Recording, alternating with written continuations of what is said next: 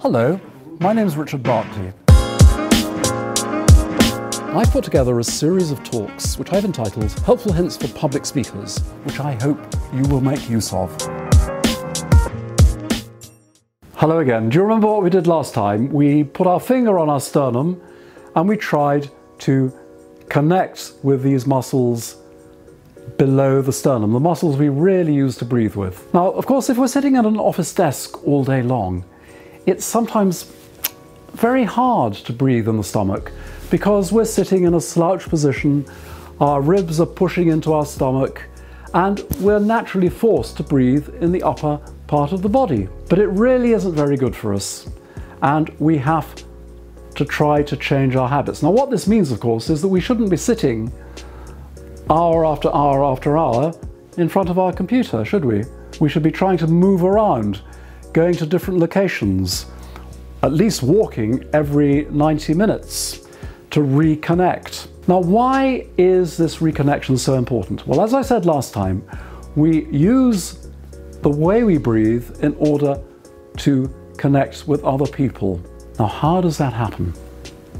Well, everything I'm talking about is purely practical. There's no mystery about it. There's no voodoo. It's purely practical, logistical. I don't know if you're like me. Sometimes you have the radio on and you're not really listening to it.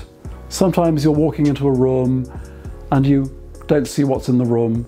Sometimes you walk down the street and you don't really know where you are. You haven't been focusing, concentrating on where you are because you've been taken up with other thoughts. But when we're talking to other people, we need to be present. We need to connect with those people because otherwise we make a very negative impression.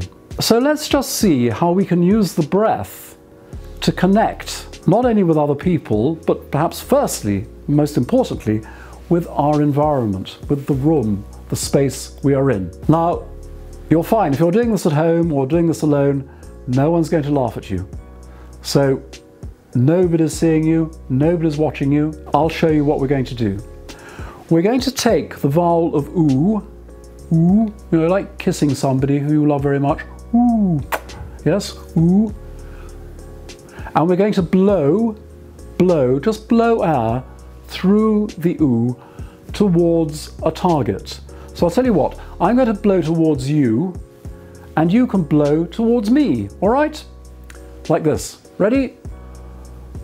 Oh, breathing in the stomach, below the sternum. So you might not want to put your finger on your sternum. Let's have a go. Ready? And take a breath.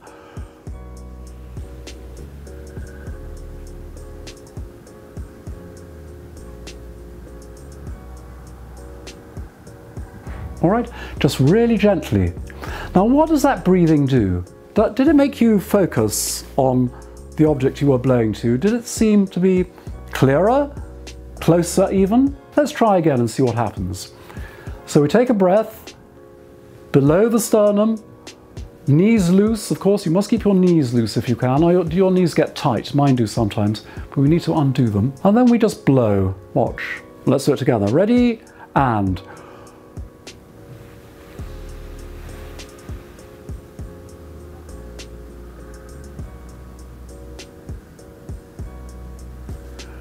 good. Now that helps you to connect with whatever the object was that you were blowing to. Now let's see if we can do it around the room. Just take some time blowing to objects around the room.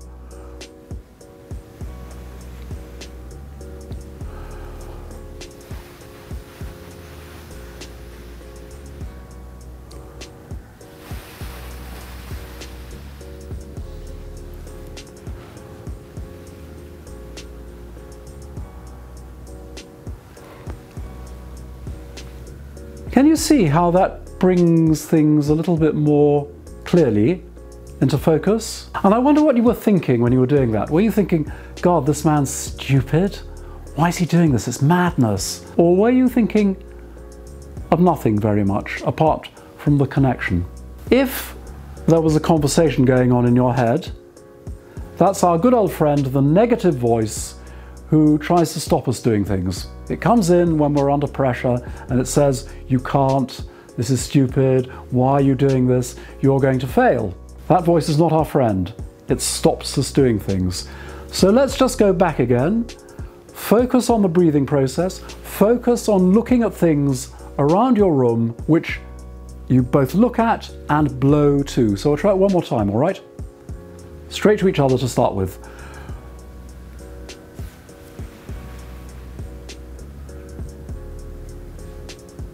And now let's try other things.